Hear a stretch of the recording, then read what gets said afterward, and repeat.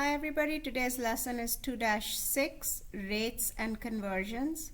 This is also known as dimensional analysis because we keep switching between the two types of systems we have when it comes to measuring things. So these are your three objectives for today. The first one is unit rates. You are already familiar with this. In unit rates, we are looking for the rate for one item. For example, we're looking for the price per box or kilometers per hour. The word per, P-E-R, tells you what goes in the numerator and what goes in the denominator. And the denominator should always be one of that unit. And another example is meters per second. So notice that in all these fractions, the rates are always over 1 in the denominator. The next one is to convert units, and we're going to use fractions to convert units.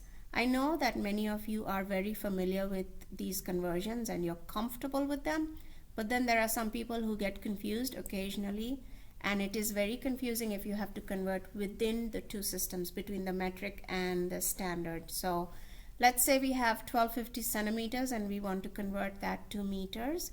You're going to use fractions. You're going to write the problem you already have as a fraction over 1. We're going to multiply it by a second fraction. The result must be something in meters over 1. So we have centimeters in the numerator. I want my centimeters to cancel out, so I'm going to put it in the denominator. You know that if the numerator and the denominator have the same factor, we can cancel it out. The numerator here in the second fraction will be meters, and this helps us because I can cancel the centimeters and the centimeters and be left with meters. All I have to do now is the relationship between meters and centimeters. So 1 meter is 100 centimeters, and now all I need to do is multiply the numbers in the numerator. So 1250 times 1 is 1250. And 1 times 100 is 100. And if I do this division, it comes out to be 12.5 meters. So let's try another one. Try the second one with me.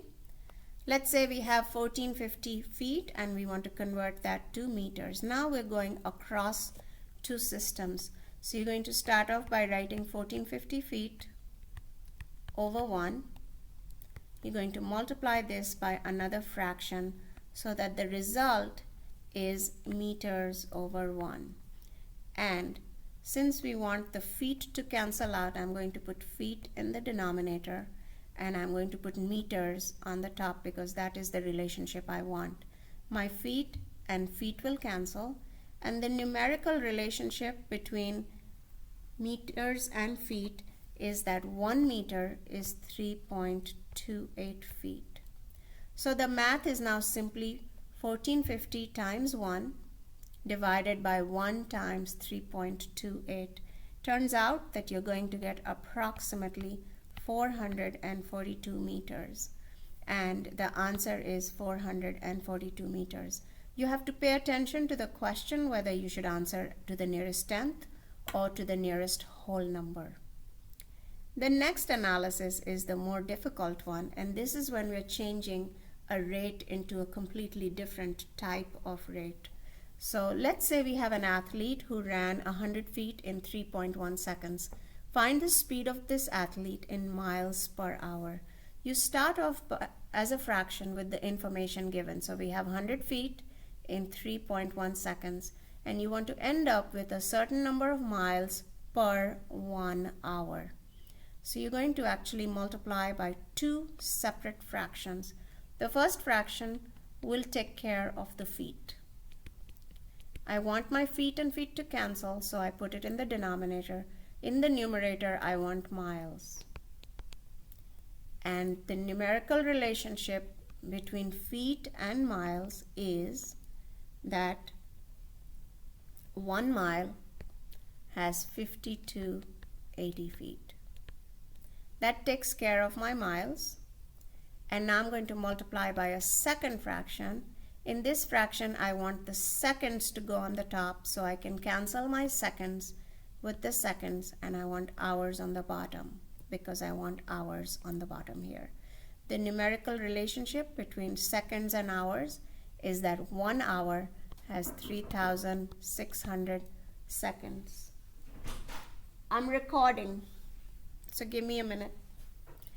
And so now all you have to do is multiply 100 times 1 times 3,600, as well as in the denominator 3.1 times 5280 times 1.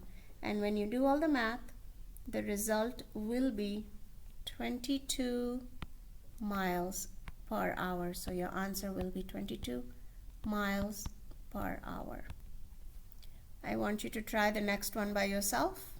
Here we have a student who ran the 50-yard dash in 5.8 seconds. What is the speed of the student in miles per hour? You start off with the information given. Thank you for the audience. Here, take a look at my audience. Say hello. The kids like it.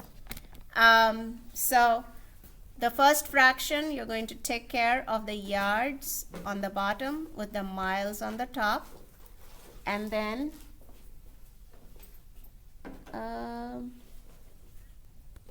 you need to write out the numerical relationship, and then the yards will cancel with the yards. And the second fraction, you're going to put the seconds on the top with the hours on the bottom so that the seconds and the seconds cancel out. Yeah? Cut it out. And when you do all the math, Miss Francisco needs to eat her lunch. The answer will be 17.6 miles per hour. I want you to try these next questions on your own and check the answers once you're done. I'll see you in class tomorrow. Bye. That was funny. You're such a camera hog. It's still recording, by the way. These kids, they watch it even after I